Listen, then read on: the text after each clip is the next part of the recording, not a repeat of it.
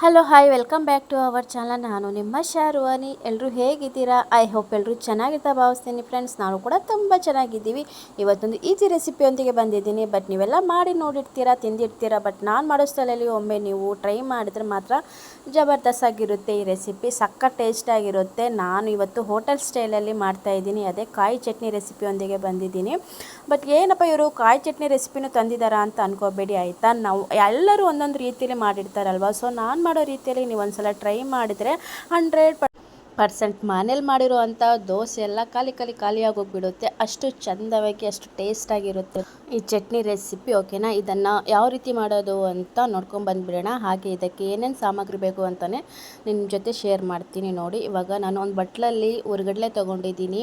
ಹಾಗೆ ಒಂದು ತಟ್ಟೆಯಲ್ಲಿ ನಾನು ಒಂದು ಬಟ್ಲಲ್ಲಿ ತೆಂಗಿನಕಾಯಿ ತೊಗೊಂಡಿದ್ದೀನಿ. ಹಾಗೆ ಕೊತ್ತಂಬರಿ ಸೊಪ್ಪು ತೊಗೊಂಡಿದ್ದೀನಿ, ಈರುಳ್ಳಿ ತೊಗೊಂಡಿದ್ದೀನಿ, ಬೆಳ್ಳುಳ್ಳಿ ತೊಗೊಂಡಿದ್ದೀನಿ, 1 ಇಂಚಷ್ಟು ಹುಣಸೆಹಣ್ಣು ಕೂಡ ತೊಗೊಂಡಿದ್ದೀನಿ. ಹಾಗೆ ಖಾರಕ್ಕೆ ಒಂದು 5ರಿಂದ 10 ಹಸಿಮೆಣ್ಸಿಕಾಯಿ ತೊಗೊಂಡಿದ್ದೀನಿ. ಓಕೆನಾ, ನಿಮ್ಮ ಖಾರಕ್ಕೆ ತಕ್ಕಂತೆ ಎಷ್ಟು ಬೇಕೋ ಅಷ್ಟು ಹಸಿಮೆಣ್ಸಿಕಾಯಿ ತೊಗೊಳ್ಳಿ. ಆ್ಯಂಡ್ ಕ್ವಾಂಟಿಟಿ ನೋಡ್ಕೊಳ್ಳಿ. ನೀವು ಚಟ್ನಿ ಎಷ್ಟು ಮಾಡ್ತೀವೋ ಅಂದರೆ ಗೊತ್ತಾಗುತ್ತೆ ಅಲ್ವಾ, ಇಷ್ಟು ಚಟ್ನಿಗೆ ಎಷ್ಟು ಖಾರ ಹಾಕಿದರೆ ಟೇಸ್ಟ್ ಇರುತ್ತೆ ಅಂತ ಗೊತ್ತಾಗುತ್ತೆ ಅಲ್ವಾ. ಸೊ ಅಷ್ಟು ಹಾಕ್ಕೊಳ್ಳಿ. ಓಕೆನಾ, ನಾನು ಇಲ್ಲಿ ಒಂದು ಬೌಲಷ್ಟು ಕಾಯಿಗೆ ನಾನು ಇದರಿಂದ ಒಂದು 10 ತೊಗೊಂಡಿದ್ದೀನಿ ಹಸಿಮೆಣ್ಸಿಕಾಯಿ. ಓಕೆನಾ, ಒಂದು 10 ಇರ್ಬೋದು ಅಂದಾಜು ಅಷ್ಟೇ. ನಾನೇನು ಎಣ್ಸೇನು ಹಾಕಲ್ಲ, ಒಂದು ಅಂದಾಜು ಮೇಲೆ ಎಲ್ಲ ಹಾಕಿ ಅಡುಗೆ ಮಾಡೋದು. ಓಕೆನಾ, ಇವಾಗ ಗ್ಯಾಸ್ ಹಚ್ಬಿಟ್ಟು ಒಂದು ಬಾಣಲೆ ಇಟ್ಟಿದ್ದೀನಿ. ಓಕೆನಾ, ಅದು ಬಾಣಲೆ ಸ್ವಲ್ಪ ಬಿಸಿ ಆಗಲಿ.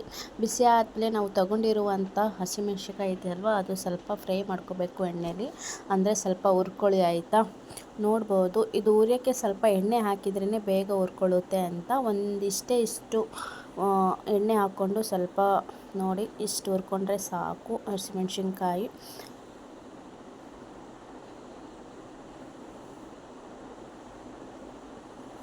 ಹಾಗೆ ನೀವು ಯಾವ ರೀತಿ ಕಾಯಿ ಚಟ್ನಿ ಮಾಡ್ತೀರಾ ಅಂತ ನನ್ನ ಜೊತೆ ಕೂಡ ನೀವು ಕಮೆಂಟಲ್ಲಿ ಶೇರ್ ಮಾಡಿ. ಓಕೆನಾ, ಬಟ್ ಇದು ಮಾತ್ರ ಹೋಟೆಲ್ ಸ್ಟೈಲಲ್ಲಿ ಯಾವ ರೀತಿ ಟೇಸ್ಟ್ ಇರುತ್ತೋ ಅದೇ ಟೇಸ್ಟ್ ಇರುತ್ತೆ ನಾನು ಇವತ್ತು ಮಾಡಿರುವಂತಹ ಚಟ್ನಿ.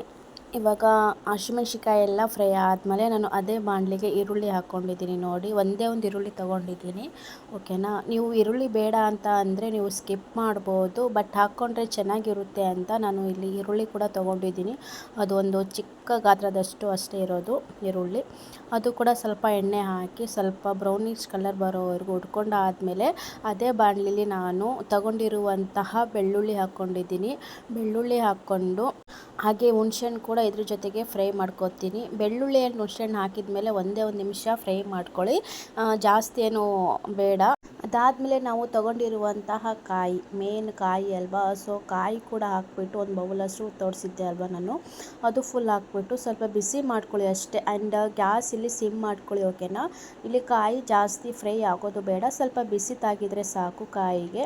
ಆ್ಯಂಡ್ ನಾವು ಆಲ್ರೆಡಿ ಹಸಿಮೆಣ್ಸಿಕಾಯಿ ಹುರಿದಿಟ್ಕೊಂಡಿದ್ವಲ್ಲ, ಅದನ್ನು ಇವಾಗ ಒಟ್ಟಿಗೆ ಹಾಕ್ಕೊಂಡು ಚೆನ್ನಾಗಿ ಮಿಕ್ಸ್ ಮಾಡ್ಕೊಳ್ಳಿ ಆಯಿತಾ. ಇದ್ರ ಜೊತೆ ನಿಮಗೆ ಕರಿಬೇವು ಹಾಕ್ಕೊಂಡ್ರೂ ಚೆನ್ನಾಗಿರುತ್ತೆ. ಬಟ್ ಮನೆಯಲ್ಲಿ ಕರಿಬೇವು ಖಾಲಿ ಆಗಿತ್ತು ಅಂತ ನಾನಿಲ್ಲಿ ಕರಿಬೇವು ಯೂಸ್ ಮಾಡಿಲ್ಲ. ಓಕೆನಾ, ನಿಮ್ಮ ಮನೇಲಿ ಏನಾದರೂ ಇದ್ದರೆ ಕರಿಬೇವು ಯೂಸ್ ಮಾಡ್ಕೊಳ್ಳಿ, ಇನ್ನೂ ಟೇಸ್ಟ್ ಚೆನ್ನಾಗಿರುತ್ತೆ ಕರಿಬೇವು ಹಾಕ್ಕೊಂಡ್ರೆ. ಹಾಗೆ ನಾವು ತೆಗೆದಿಟ್ಕೊಂಡಿದ್ವಲ್ಲ ಹುರುಗಡ್ಲೆ, ಪುಟಾಣಿ ಅಂತಲೂ ಕರೀತಾರೆ. ಸೊ ಅದನ್ನು ಇದೇ ಟೈಮಲ್ಲಿ ಬಿಸಿ ಮಾಡ್ಕೊಳ್ಳಿ. ಓಕೆನಾ, ಸ್ವಲ್ಪ ಪುಟಾಣಿ ಹಾಕಿದ ತಕ್ಷಣ ನೀವು ಗ್ಯಾಸ್ ಆಫ್ ಮಾಡಿಬಿಡಿ ಆಯಿತಾ. ಅದು ಉರಿಯೋದು ಬೇಡ, ಹಾಗೆ ಬಿಸಿ ಇರುತ್ತೆ ಅಲ್ವಾ ಬಾಣಲಿ, ಸೊ ಅದ್ರ ಜೊತೆನೇ ಬಿಸಿ ಆಗೋಗ್ಬಿಡುತ್ತೆ ಅದು ಹುರಿಗಡ್ಲೆ ಅಂತ.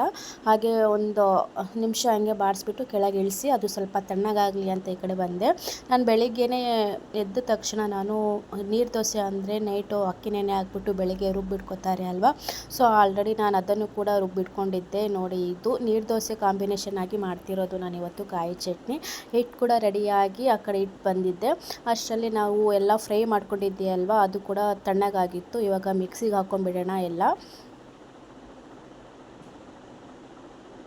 ನೋಡಿ, ಮಿಕ್ಸಿಗೆ ಹಾಕ್ಕೊಂಡಾದಮೇಲೆ ರುಚಿಗೆ ತಕ್ಕಷ್ಟು ಎಷ್ಟು ಬೇಕೋ ಅಷ್ಟು ಉಪ್ಪು ಹಾಕ್ಕೊಳ್ಳಿ.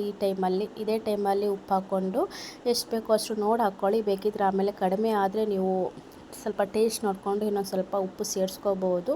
ಓಕೆನಾ, ಇವಾಗ ಇದಕ್ಕೆ ಸ್ವಲ್ಪ ನೀರು ಹಾಕಿ ರುಬ್ಕೊಂಡ್ಬಂದುಬಿಡೋಣ. ನೋಡ್ಬೋದು ಎಷ್ಟು ಚೆನ್ನಾಗಿ ಹುರ್ಕೊಂಡಿದ್ದೀನಿ ಅಂತ.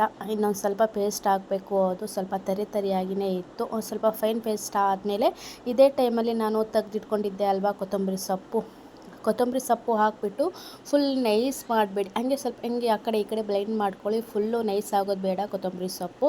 ಇವಾಗ ಚಟ್ನಿ ಕೂಡ ರುಬ್ಬಿದಾಯಿತು. ಇವಾಗ ಅದನ್ನು ನಾನು ಒಂದು ಬೌಲಲ್ಲಿ ಸರ್ವ್ ಮಾಡ್ಕೊತಾ ಇದ್ದೀನಿ. ನೋಡ್ಬೋದು ಎಷ್ಟು ಚೆಂದ ಕಾಣ್ತಿದೆ. ಹಾಗೆ ಕೊತ್ತಂಬರಿ ಸೊಪ್ಪು ತರಿಯಾಗಿ ರುಬ್ಕೋಬೇಕು. ಹೋಟ್ಲಲ್ಲಿ ಇದೇ ಥರ ಇರುತ್ತೆ ಅಲ್ವಾ. ಸೊ ನೀವು ಕೂಡ ನೋಡಿರ್ತೀರ ತುಂಬ ಹೋಟೆಲಲ್ಲಿ. ಸೊ ನಾನು ಮಾಡೋ ಸ್ಟೈಲಲ್ಲಿ ಒಮ್ಮೆ ನೀವು ಕೂಡ ಟ್ರೈ ಮಾಡಿ, ಇನ್ನೂ ಚೆನ್ನಾಗಿರುತ್ತೆ. ಇದಕ್ಕೆ ನಾವು ಒಂದು ಗಮಂತಿನ ಒಗ್ಗರಣೆ ಕೊಟ್ಕೊಂಡ್ಬಿಡೋಣ. ಒಗ್ಗರಣೆ ಅಂದರೆ ಏನು ಜಾಸ್ತಿ ಅದೆಲ್ಲ ಹಾಕಿ ಒಗ್ಗರಣೆ ಕೊಡೋದಲ್ಲ, ಸ್ವಲ್ಪ ಎಣ್ಣೆ ಹಾಕ್ಬಿಟ್ಟು ಅದಕ್ಕೆ ಒಂದೆರಡು ಬೀಜ ಸಾಸಿವೆ ಹಾಕಿಬಿಟ್ಟು ಚಟಪಟ ಅಂದು ಇದೇ ಚಟ್ನಿ ಮನೆಯಲ್ಲಿ ಹಾಕಿಬಿಟ್ರೆ ಒಗ್ಗರಣೆ ರೆಡಿ ಆಯಿತು. ಸೊ ಒಗ್ಗರಣೆ ಕೊಟ್ರೇ ಇದಕ್ಕೆ ಚೆಂದ. ಸ್ವಲ್ಪ ಕರಿಬೇವು ಹಾಕಿದ್ರೂ ಚೆನ್ನಾಗಿರುತ್ತೆ ಒಗ್ಗರಣೆಗೆ. ಬಟ್ ಇಲ್ಲ ಅಂತ ನಾನು ಆವಾಗಲೇ ನಿಮಗೆ ಹೇಳಿದೆ ಅಲ್ವಾ. ಸೊ ಬರೀ ಸಾಸಿವೆ ಹಾಕಿನೇ ನಾನು ಒಗ್ಗರಣೆ ಕೊಟ್ಕೊಂಡಿದ್ದೀನಿ. ಹಾಗೆ ಈ ಕಡೆ ನೀರು ದೋಸೆ ಕೂಡ ರೆಡಿ ಆಗಿತ್ತು. ನೋಡ್ಬೋದು ಇವತ್ತಿನ ನಮ್ಮ ಮನೇಲಿ ಬ್ರೇಕ್ಫಾಸ್ಟ್ ಬಂದು ನೀರು ದೋಸೆ ಆ್ಯಂಡ್ ಕಾಯಿ ಚಟ್ನಿ ರೆಸಿಪಿ ನಿಮಗೆ ಇಷ್ಟ ಆಗಿದೆ ಅಂತ ಅಂದ್ಕೊಂಡಿದ್ದೀನಿ. ಇಷ್ಟ ಆಗಿದ್ದರೆ ಒಂದು ಲೈಕ್ ಮಾಡಿ, ಶೇರ್ ಮಾಡಿ, ವಿಡಿಯೋನ ಎಲ್ಲೂ ಸ್ಕಿಪ್ ಮಾಡದೆ ಫುಲ್ಲಾಗಿ ನೋಡಿ. ಹಾಗೆ ಹೊಸದಾಗಿ ನನ್ನ ಚಾನಲ್ಗೆ ಯಾರಾದರೂ ವಿಸಿಟ್ ಮಾಡಿದ್ರೆ ಪ್ಲೀಸ್ ಸಬ್ ಆಗೋದು ಮಾತ್ರ ಮರಿಬೇಡಿ. ಬಾಯ್. Next video